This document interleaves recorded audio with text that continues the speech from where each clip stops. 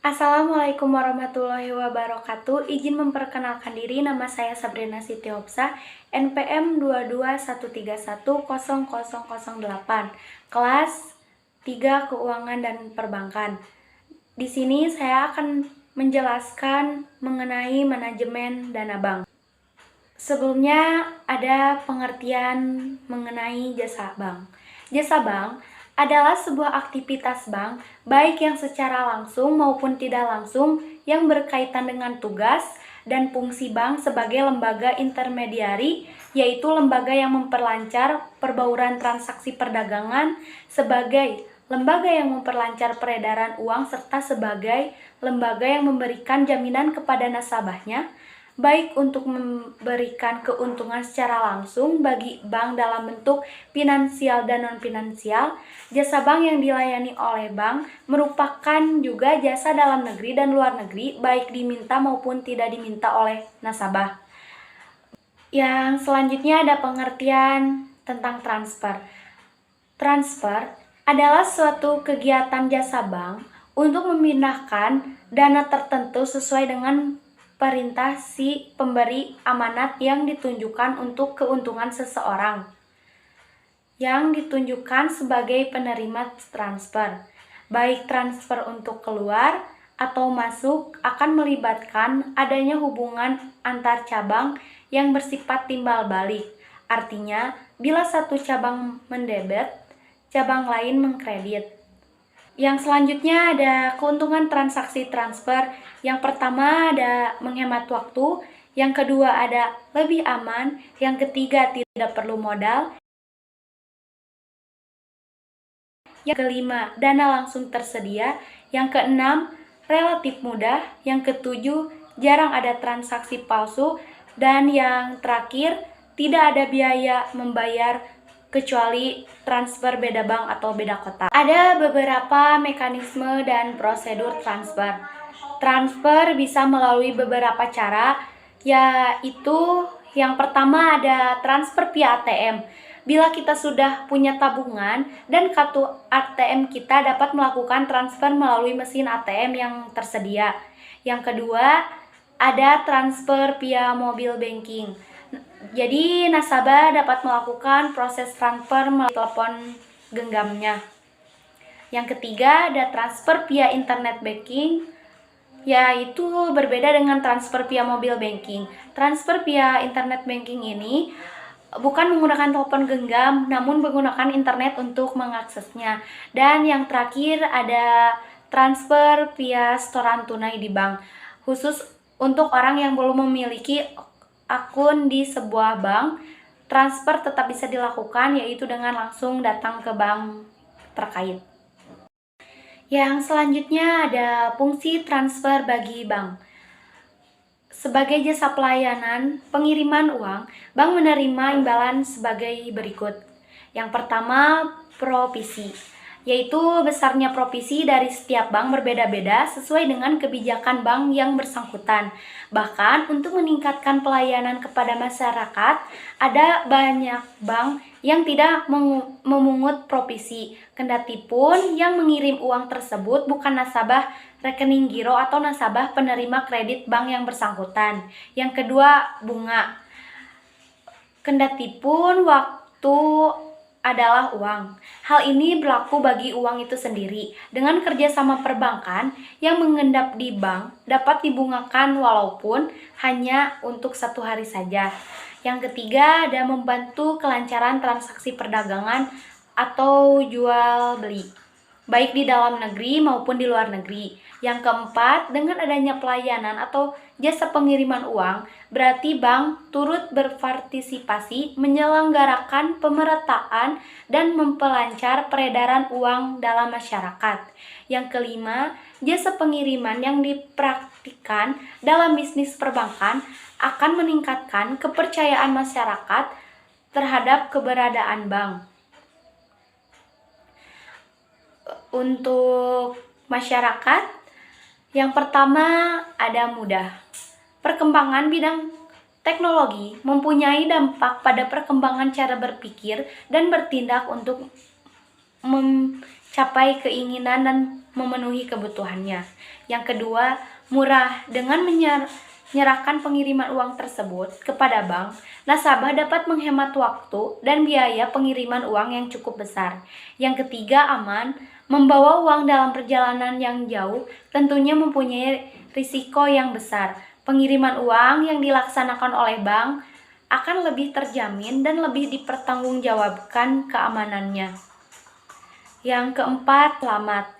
Seringkali uang yang dikirim tidak kunjung tiba di alamat tujuan. Dengan menggunakan jasa pengiriman yang diselenggarakan oleh bank, hal ini dapat dihindari. Uang yang dikirim tersebut tidak akan salah alamat dan akan selamat sampai ke tangan penerima. Yang kelima, dengan semakin banyak transaksi yang dilakukan nasabah pada bank tersebut, hal ini dapat meningkatkan kepercayaan bank terhadap bona fide tersebut. Sehubungan dengan hal yang tersebut, mempermudah penilaian bank sekiranya nasabah tersebut ingin mendapatkan pinjaman dari bank. Di dalam transfer juga ada beberapa jenis transfer, yaitu yang pertama, pengiriman uang dengan cara memindah bukukan, di mana pengiriman atau penerima mempunyai rekening dalam bank yang sama, atau pengirim dan penerima mempunyai rekening di bank yang berbeda tetapi dalam satu kota. Yang kedua, pengiriman uang secara surat yang dilaksanakan oleh bank pengirim ini kepada bank di kota lain dengan cara pos atau kurir khusus yang biasa di mail transfer.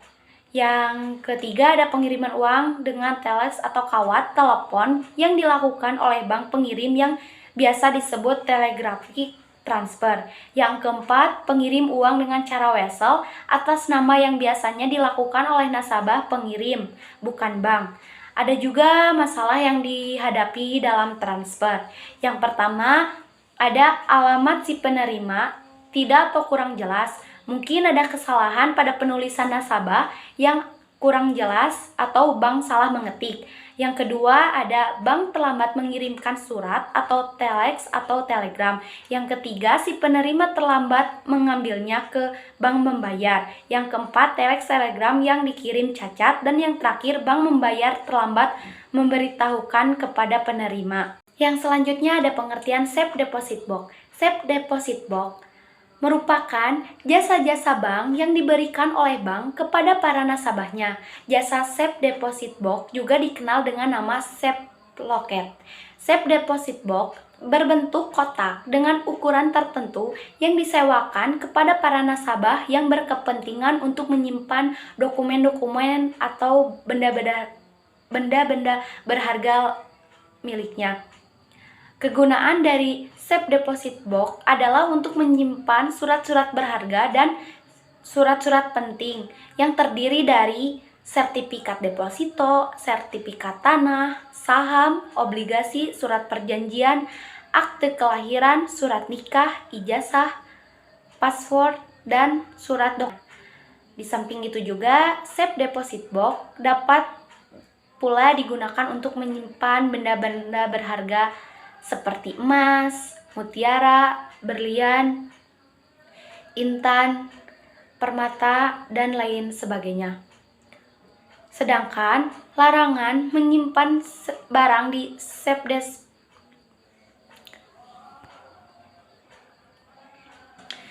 Sedangkan ada juga larangan menyimpan barang di safe deposit box adalah narkotika dan barang yang mudah meledak dan juga barang yang lainnya. Keuntungan bagi bank dengan membuka jasa safe deposit box kepada masyarakat adalah biaya sewa, uang setoran jaminan yang mengendap, penjelasan mengenai clearing. Kata clearing sebenarnya berasal dari istilah asing, yakni kata dalam bahasa Inggris yang berbunyi Clearing. Clearing menurut istilah dalam perbankan adalah suatu istilah dalam dunia perbankan dan keuangan menunjukkan suatu aktivitas yang berjalan sejak saat terjadinya kesepakatan untuk suatu transaksi hingga selesainya pelaksanaan kesepakatan tersebut. Clearing dibutuhkan untuk mempercepat penyelesaian transaksi perdagangan yang membutuhkan perlengkapan aset transaksi. Ada jenis-jenis clearing. Ada 3, yaitu clearing lokal, clearing antara bank peserta, clearing di suatu wilayah tertentu. Yang kedua, clearing devisa, perjanjian bilateral untuk menyelesaikan perhitungan utang piutang melalui bank sentral negara masing-masing. Yang ketiga, bank peserta clearing adalah bank umum yang berkedudukan dalam suatu lingkungan tertentu yang memungkinkan bank-bank tersebut memperhitungkan warkat-warkatnya dalam jadwal yang telah ditentukan. Yang selanjutnya ada pengertian tentang inkanso. Inkanso merupakan kegiatan jasa bank untuk melakukan amanat dari pihak ketiga berupa penagihan sejumlah uang kepada seseorang atau badan tertentu di kota lain yang telah ditunjuk oleh si pemberi amanat. Ada juga kolektion.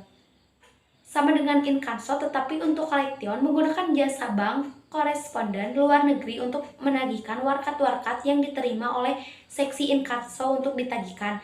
Koleksia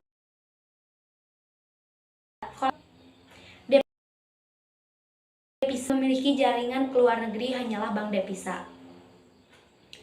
Ada juga warkat inkaso. Yang pertama ada warkat inkaso tanpa lampiran, yaitu warkat-warkat inkaso yang tidak dilampirkan dengan dokumen-dokumen apapun seperti cek, bilet giro, wesel, dan surat berharga. Yang kedua ada warkat inkaso dengan lampiran, yaitu warkat-warkat inkaso yang dilampirkan dengan dokumen-dokumen lainnya seperti kwitansi, faktur, polis, asuransi, dan dokumen-dokumen penting. Ada juga jenis inkanso, yaitu ada inkanso keluar dan inkanso masuk, serta fungsi inkanso yaitu pelayanan jasa bank dalam mengemban tugas sebagai pelayanan lalu lintas pembayaran uang, melakukan berbagai aktivitas kegiatan. Ada juga peranan inkanso yaitu membantu lebih efektif dan efisien dalam penyelesaian tagihan antar kota, lebih bonafide dan nasabah memiliki reputasi yang lebih jelas. Selanjutnya ada kartu kredit. Kartu kredit adalah suatu kartu yang memberikan hak kepada pemegangnya atas petunjukan dari kartu itu dengan mendatangani formulir rekening pada suatu perusahaan dapat memperoleh barang atau jasa tanpa perlu membayar secara langsung. Kartu kredit adalah alat pembayaran pengganti uang. Itu menurut beberapa para ahli. Ada pihak-pihak dalam kartu kredit, diantaranya yang pertama ada pihak penerbit, card issuer, yang kedua ada pihak pemegang kartu kredit, card holder, yang ketiga ada pihak penjual barang atau jasa, merchant, dan yang keempat ada pihak perantara. Untuk jenis-jenis kartu kredit, yang pertama ada lokasi penggunaan. Ini ada lokasi kartu kredit internasional dan kartu kredit lokal, serta dalam sistem pembayaran ada kartu kredit dalam arti sempit dan kartu pembayaran luas. Dan ada juga pengertian ATM. Pengertian ATM adalah dalam dunia perbankan, pelayanan merupakan faktor yang penting dalam menarik daya pikat nasabah. Nasabah pada umumnya akan memilih salah satu bank yang memiliki tingkat pelayanan yang baik dan memuaskan. ATM dalam bahasa Inggris adalah Automated Teller Machine, dalam bahasa Indonesia adalah Ajungan Tunai Mandiri. Itu juga ada 5 kepuasan yang dapat dirasakan nasabah bila bertransaksi melalui ATM, yaitu 1. Kemudahan penggunaan jasa perbankan, yang kedua keleluasaan waktu pelayanan, yang ketiga kecepatan dan ketepatan, keamanan pelayanan, dan yang kelima keanekaragaman jenis pelayanan. Adapun fungsi dan manfaat ATM. Secara umum, fungsi ATM adalah agar dapat melakukan penarikan uang tunai.